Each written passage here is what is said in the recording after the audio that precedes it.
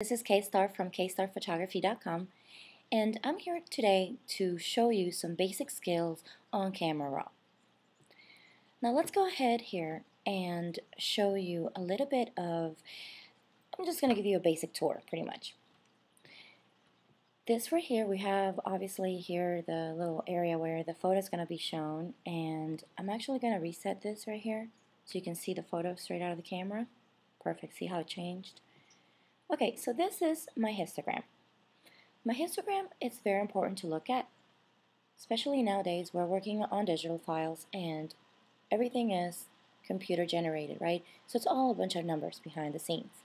So we always want to look at the numbers. We always want to look at the resources that we have here, because that's what's going to guarantee that we can actually get our photos on the best possible way to our client or for our portfolio, or if it's just personal. You want to make sure that you always have a good image.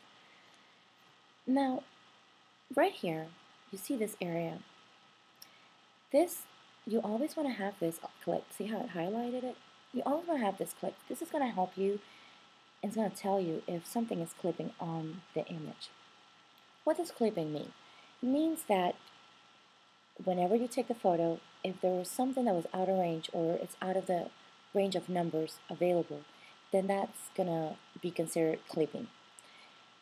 What does that mean to you? Well, let's say I took this photo and wanted to print it. The printer is going to know a certain range of numbers for colors, like each color has a number. So if the printer doesn't recognize the number, it's not going to put any ink on it. So that's pretty much what it means, that number is clipping or is out of the range that the printer is going to recognize for it to actually put the ink that belongs in that spot. And you don't want to run that risk, because then if the image, if you print it, it's going to look weird, right? So you don't want that. So today I actually wanted to show you this, because this is an image that I had a problem with. I was shooting this girl and she had this highly reflective item on her neck, and even though I'm really just shooting her, I wanted to try to get this as much as possible in a range where it was printable, right? But I was more concerned about her face more so than her necklace. But in any case, you always want to try to get everything in a good exposure, right? Now, my first concern here is to fix this. So I'm going to go ahead and bring in the whites. I'm going to try to recover the whites as much as I can. See, it changes the histogram and changed the image quite a bit as well. It's pretty much recovering all the whites. It's bringing all the whites that belong in the area back in there. What does it mean? It's telling me that it's bringing all the numbers back to the actual whites that the printer is going to recognize. The next thing that I want to do, I want to go ahead and recover these blacks. See how it's got those blue spots in there?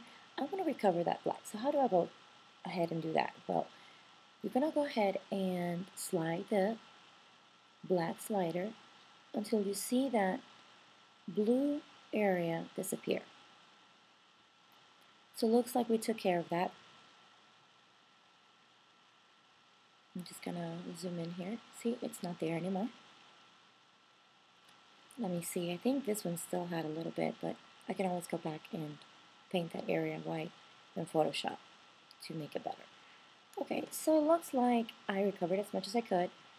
It's a beautiful image still, but I'm not liking the skin tone too much. If you look over here, this lighter, it looks like it's really on the blue side. You don't want to do too much blue on skin tones. You always want the person to glow. So what I'm going to do here, I'm going to go ahead and slide this over to the warmer side. See how I changed it? It looks so much better, doesn't it? Okay, the next thing that I want to do, it's lacking a little bit of contrast. So what I'm going to do, I'm going to go ahead and bump up the contrast just a little bit, just to give it a little kick. Now, I'm going to stay away from high numbers. And I'm going to tell you why, with the contrast at least, and the saturation and vibrance and all of those.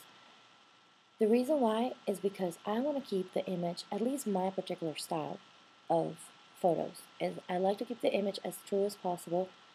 And if I need to sharpen it or make it a little blurry or whatever, or any other effects, I like to do that later on after I do everything I do to tweak my photo in Camera Raw.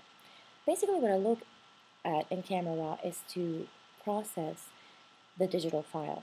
What I'm doing is I am basically trying to fix whatever little issues that happened in between taking the photo. You know, the same thing that you do in the darkroom, that's pretty much like our digital darkroom.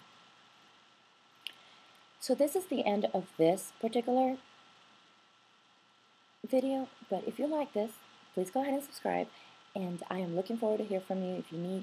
If you have any questions, or if you need to learn any other things in Camera Raw, please let me know, and I will be glad to go ahead and show you all my tutorials. Thank you.